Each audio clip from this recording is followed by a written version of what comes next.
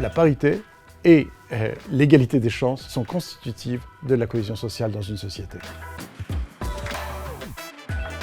On a fait un joli parcours parce qu'on a par exemple 48% de nos cadres qui sont des femmes et on a 55% des promotions qui sont faites auprès de femmes justement pour pouvoir faire en sorte qu'elles s'avancent dans la hiérarchie et qu'il n'y ait aucun plafond ridicule et non nécessaire dans une entreprise pour qu'elle marche bien. On a fait aussi des accords. On a un accord sur la parité homme-femme et on a des enveloppes spéciales parfois de rattrapage parce que parfois certaines femmes n'ont pas eu la même évolution que les hommes alors que globalement ils arrivent au même poste. Donc il est nécessaire à ce moment-là de rattraper progressivement les choses. Et puis on a beaucoup alors d'actions interne mais aussi externe. On est engagé comme peut-être on le sait sociétalement également à la BRED et on a monté des opérations pour promouvoir des femmes. On a une banque au Laos, et bien on a toute une partie de la banque qui s'occupe des femmes entrepreneuses et on les soutient fortement dans un programme d'ailleurs qui est un programme de la Banque mondiale. Deuxième exemple,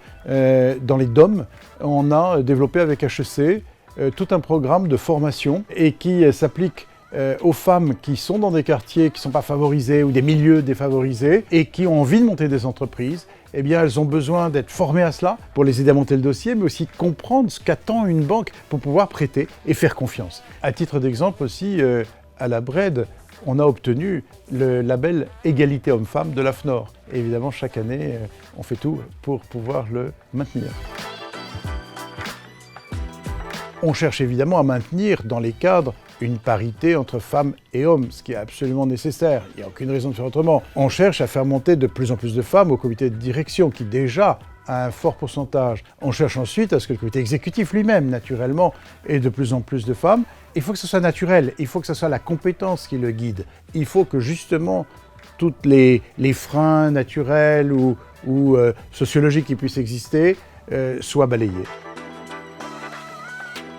Notre participation consiste à présenter, envoyer, faire participer 3 personnes importantes dans notre entreprise, dans notre groupe BRED. Simone de Oliveira, qui est la directrice générale adjointe, en charge notamment de tout ce qui est l'informatique, et c'était une grosse partie dans le groupe BRED. Et puis en responsabilité en tant que DGA de l'ensemble de l'efficacité opérationnelle du groupe BRED. On propose également à Muriel Leclerc de participer. Elle est elle-même responsable de la transformation et de la conduite des projets. Enfin, quelqu'un qui a aussi de grosses responsabilités, qui est la directrice des opérations, tout ce qui est un peu back-office, middle-office, et qui est Corinne Léger-Lecoine. Ce sont ces 3 personnes qui seront dans des différentes tables rondes, différents sujets et interviendront au cours de ces assises.